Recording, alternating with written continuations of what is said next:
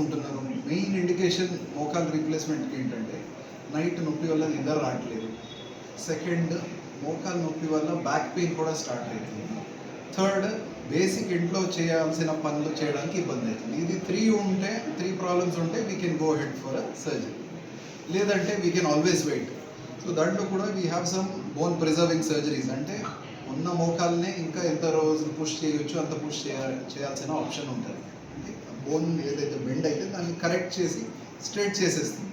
It is like కార్లో wheel alignment చేసినట్టు.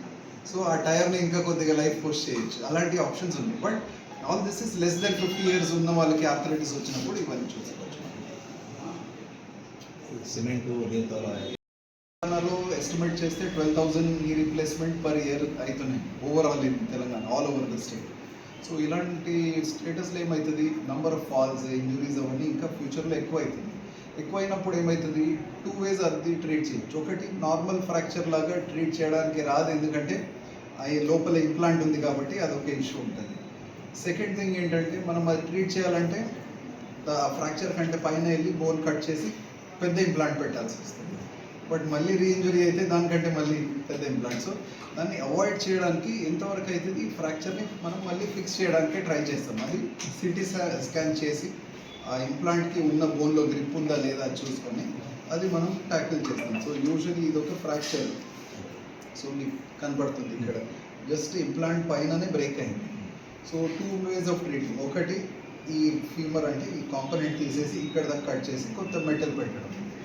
Second way, ఇప్పుడు సేమ్ ఈ పైన ఏదైతే నేను చూపించానో అలాంటి ఇంప్లాంట్ పెట్టి మనం అదే బోన్ని సెటరైట్ చేసుకోవచ్చు. సో అదే ఇంప్లాంట్ని మనం ఒక స్పెషల్ ఇంప్లాంట్తో సెట్ చేసి ఓన్ బోన్ని రిటర్న్ ఇచ్చాం. సో ఇది హీల్ అయితే లైక్ నార్మల్ ఫ్రాక్చర్ కంటే ముందు ఎలా ఉన్నారో అలాగే అయిపోతారు. సో దీంతో అడ్వాంటేజ్ కూడా ఏంటంటే, ఆల్మోస్ట్ ఈ రాడ్, ఈ ప్లేట్ ఉండడం వల్ల గ్రిప్ ఎక్కువ ఉంటుంది, ఆ బోన్ని గట్టిగా పట్టుకుంటుంది.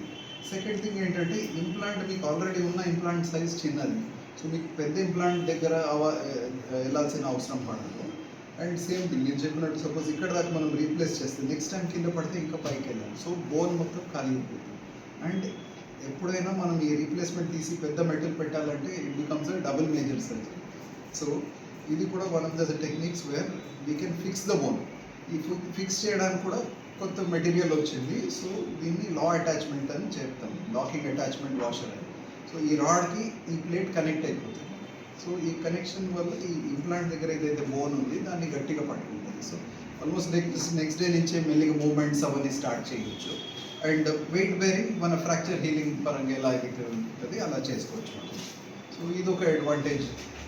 Especially it will become more common, ఎందుకంటే నెంబర్ ఆఫ్ నీ రీప్లేస్మెంట్స్ ఎక్కువ అవుతున్నాయి, ఫాల్స్ ఎక్కువ అవుతున్నాయి. And life span పెరిగేసరికి 70, 80, 90 knee replacement తర్వాత ఇలాంటి ఫ్రాక్చర్స్ ఎక్కువ వస్తాయి. ఇది కాకుండా వేరే కాంప్లెక్స్ ఫ్రాక్చర్స్ కూడా డీల్ చేస్తాం. సో ఇక్కడ మీకు చూస్తే పైన ఒక ఫ్రాక్చర్ ఉంది, కింద కమ్యూనిటెడ్ ఫ్రాక్చర్ ఉంది. సో దీన్ని కూడా స్పెషల్ ఇంప్లాంట్తో, ఒకే ఇంప్లాంట్తో 2 ఫ్రాక్చర్స్ డీల్ చేసాం. సో కొత్త టెక్నాలజీస్ వస్తున్నాయి. So we would encourage you to use that. So any doubts I will be happy.